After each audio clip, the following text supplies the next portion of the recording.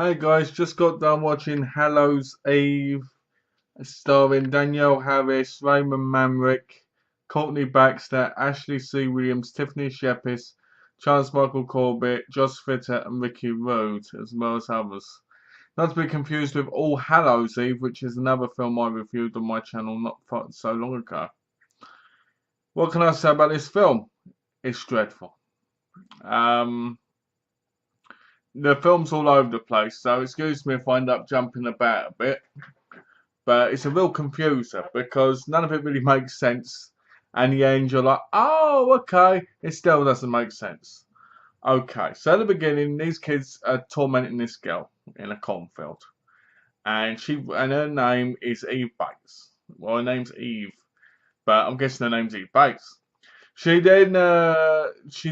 running away from him, and she's going, Matthew, Matthew, help me, Matthew, Matthew. And Matthew's like, where are you, Eve? Where are you? Because he sticks up for her when they're bullying her.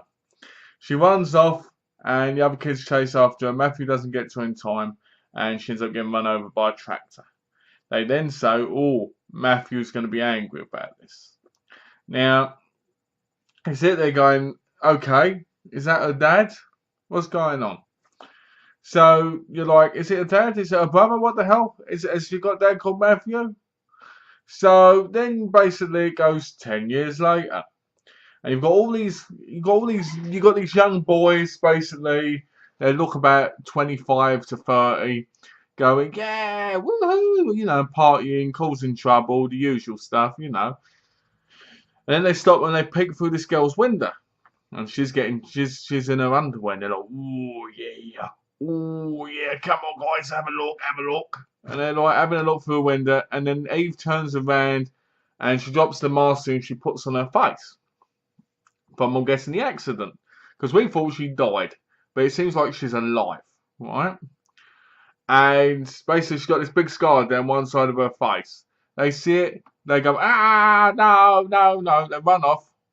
One of them drops keys on the floor, and basically Eve starts screaming. Who I thought was her sister, I think it's her mother, Nicole Bates, played by Danielle Harris, comes in, some other people coming, and basically they go, oh, she's scared, she's scared. But the way she gets all upset is as if somebody basically killed her whole family in front of her. That's how she looks. So then you're like, what's going on here then? So basically, there's this cornfield kind of carnival, kind of circus thing going on. And the boys and Ashley and Sarah and all them, they basically go through it. And smoking pot and trying to get off of each other the whole time. So you sit there going, oh no. So basically you're waiting for the action to happen. I can tell this film is really, really boring. So when the kills start happening, they're actually quite gory. But the film is so cheaply made and so terribly acted that even the kill scenes just make you go, okay. There's one where a girl gets her head smashed down on a car, which is quite good. There's another one where a man gets his head cut in half up here, so half his brain gets cut off, which is cool. So you're going through it, and there's a what's his name? Oh, I don't know his name, but whatever his name is. Hey, what's his name? I'm trying to think. I couldn't stand him, and I really, really hated him, and I just can't find what his name was. Rudy, that's it. Rudy, the guy Rudy was so annoying. Kept going, oh, you want to sleep with Rudy? You can't get enough of Rudy. Oh, Rudy, Rudy, Rudy. And I was like, please kill this guy. Kill him now. He's in his car and he has this fantasy of him having sex with these multiple women, and that goes on for about 5 minutes. And you're sitting going, what the hell is this about? So then the girl gets impaled, and there's two young boys who are going through a carnival completely separate from the film, separate from the situation. And basically, Ashley has got her guts hanging out, and she's walking back going, ah! She falls on the floor, going, help me, help me. And they go, wow, this carnival's so real, and they kick her, and the killer pulls her away, and they go, wow, this is radical, man, basically. And you're like, Oh, the killer is wearing a hood and basically the staff outfit that they're wearing and a black shadow. One thing I did like about the movie was on the back of the hoodie, it says Bates Motel. I thought that was really cool. But it had Bates Motel in the back. I thought that was a real clever homage to, Norman Bates. So, as the kills go along, you're like, oh, yeah, okay, the kills are getting better, interesting, but the film sucks, just give me the next kill. So, slowly by slowly, everybody's trying to have sex with each other, everybody wants a bit of pot, and they're all getting killed. On the side note, Eve, she doesn't put the mask thing back on, she puts like this bandage thing on, which looks all bloody, and her boyfriend Tommy gives her a kiss, and that's it, basically, and she's like, oh, thank you, And I felt bad for her, but the problem was the girl was too beautiful on the other side. It was like you could tell it was makeup. I know it sounds weird, but people are happy, even they've got scars, sure. But I kind of felt like I would have liked to have seen more pain from this girl, to do with that. But it had been 10 years later, so And so it carries on, and people are still getting killed.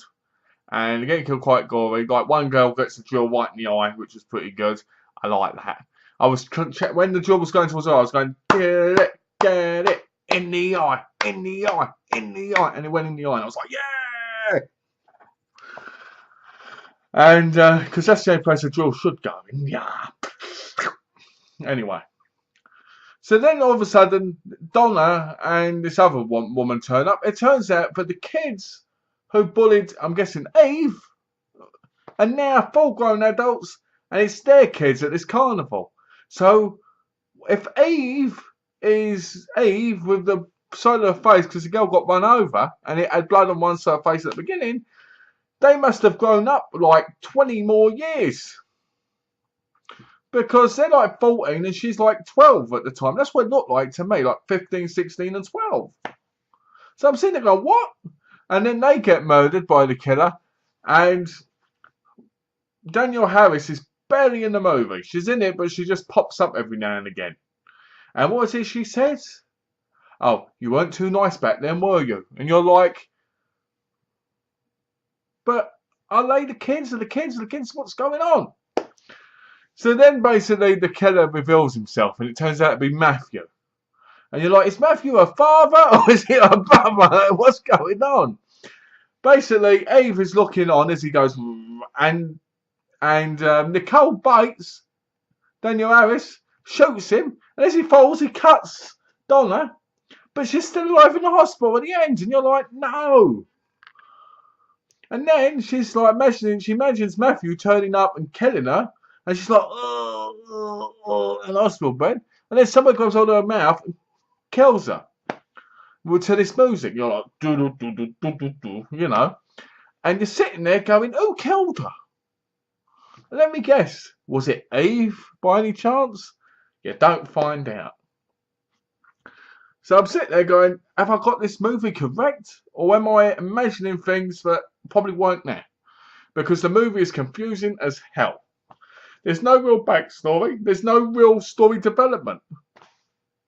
And it's like somebody went to college and they went, I've got this project I want to do. Let's make some money and let's bring out this terrible movie. I'm going to put Danielle Harris in it, who won't do anything and who probably will ruin her career by being in this movie. Not that she ain't been in any other crap movies, but yeah, So I'm sitting there going, wow, the people who act in this are awful. The storytelling's awful. Danielle Harris is nice in it and good in it, but her role was very limited. I mean, very, very limited. And Ashley C. Williams was great, and Tiffany Shepis was great. But, I was like, this is awful.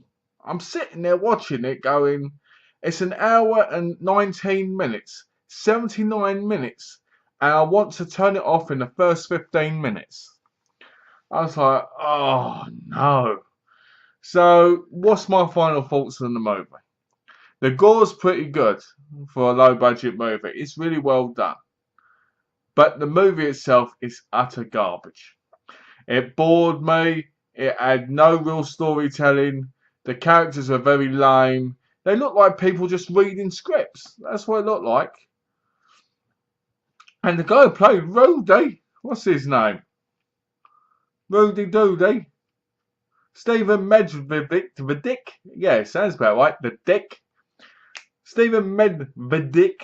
He was great as an annoying piece of crap. But I was just like, die. Please die. There's a funny scene where the two boys who have nothing to do with the story, they get on the back of the truck for the guide. And this overweight guy goes, leave her alone. Leave her alone. Why don't you leave her alone? And they're like, calm down, guy. Calm down. And he just ends up firing them off. And he's like, let's go, driver. And you're like, okay. So where's this going? Nowhere. This is going absolutely nowhere. Most of the time, I had no idea who the characters were or what they were doing because I didn't care. And that's what I didn't like about the movie. It was one big letdown. And I really was looking forward to it because Danielle Harris was in it. And I thought, will it be good? Will it be bad? Either way, it's got Danielle Harris in it and I'll still like it. And guess what? I don't.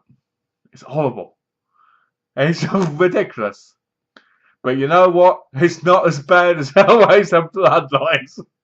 I hate that movie. I could watch this movie 1,000 times and still think it was awful. Really awful, but better than Bloodlines. But anyway, thanks for watching, guys.